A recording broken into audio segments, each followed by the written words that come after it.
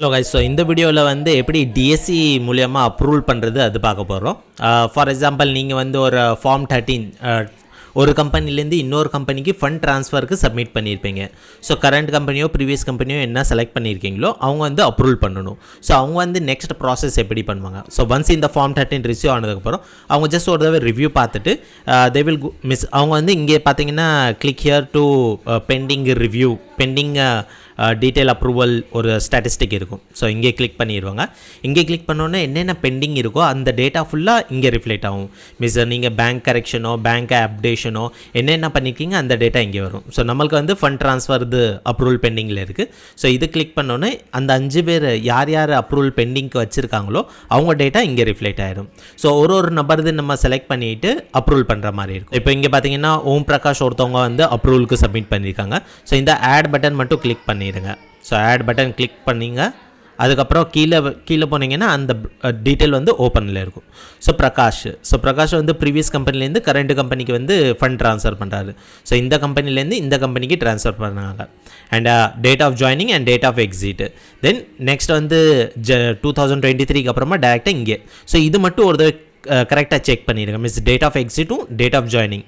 So அதுக்கப்புறம் தான் இருக்கணும். இங்கே 2024 ஜூன் இருக்கும், இங்கே மே இருக்கும் 2024. அது கரெக்டாக இல்லை. ஸோ அந்த மாதிரி இருந்துச்சுன்னா ரிஜெக்ட் பண்ணிடுங்க. So date of joining, date of exit எல்லாமே கரெக்டாக இருக்கணும்.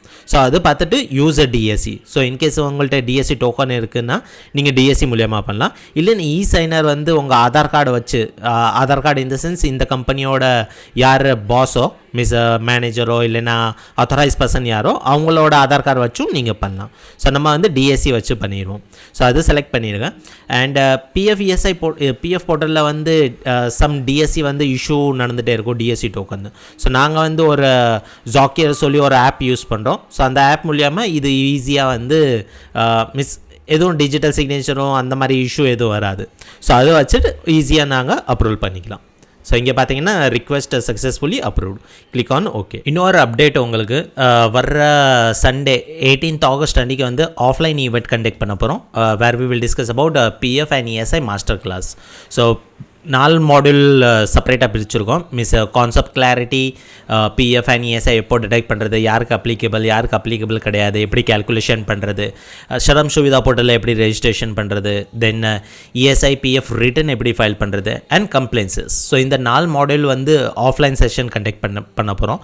So 10:30 to evening 5 o'clock with lunch and tea coffee. So entry fees வந்து 1,999. ஸோ இன்கேஸ் வந்து நீங்கள் இன்ட்ரெஸ்டாக இருந்தீங்கன்னா ஒரு வாட்ஸ்அப் நம்பர் உங்களுக்கு கீழே மென்ஷன் பண்ணியிருப்போம். அங்கே வந்து இன்ட்ரெஸ்டட் நீங்கள் அனுப்புனீங்கன்னா மற்ற டீட்டெயில் லிங்க்கும் நான் ஷேர் பண்ணுறேன்.